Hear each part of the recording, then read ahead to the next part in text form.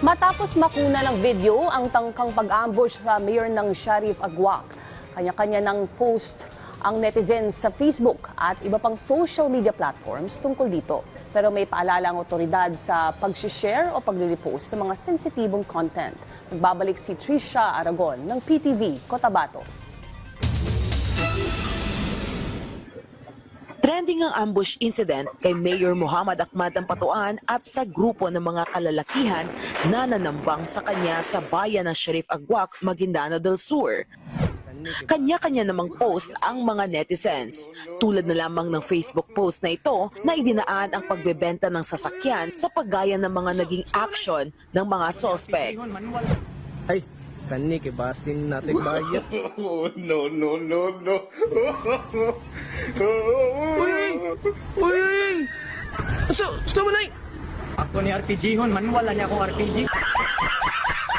Lagot ko dali. Uy! Ano ba? Hibala na ba? Ako balan. Uy! Ako, sakyan na. Uy! Gusto mo na? Lagot ko dali kay nindot kinilang mga sakyanan diri niya. Di ko ka-afford ba?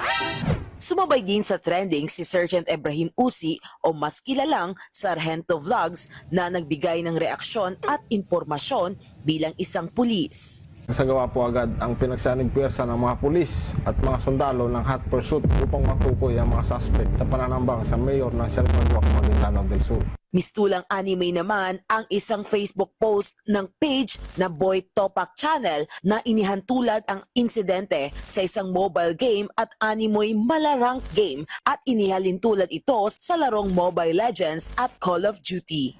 Maging ang ibang bansa ay sinakyan din ito. Mayor of a small town in the Philippines was attacked in an apparent assassination attempt involving a rocket-propelled grenade. The footage comes out of Sharif Agwak, where this white van pulls over to the side of the road. Two men jump out with a rocket launcher and then shoot a grenade at the mayor's car.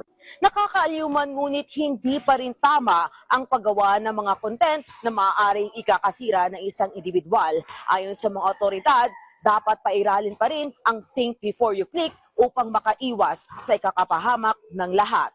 Nagbigay naman ng babala si Police Regional Office Bangsamoro Autonomous Region o Probar Police Captain Steffi P. Salanggit. Paalalahanan yung lahat na mag-ingat po sa pagpo-post, pag-share at pag-comment sa social media. Yung mga maling information po or biro o mga speculations na pwedeng magdulot po ng misunderstanding, misinformations or takot. Madalas po kasi nakaka-apekto po ito sa isinasagawang investigation. Mula dito sa Bangsamoro Autonomous Region in Muslim Mindanao, ako si Trisha Aragon para sa Pambansang TV sa Bagong Pilipinas.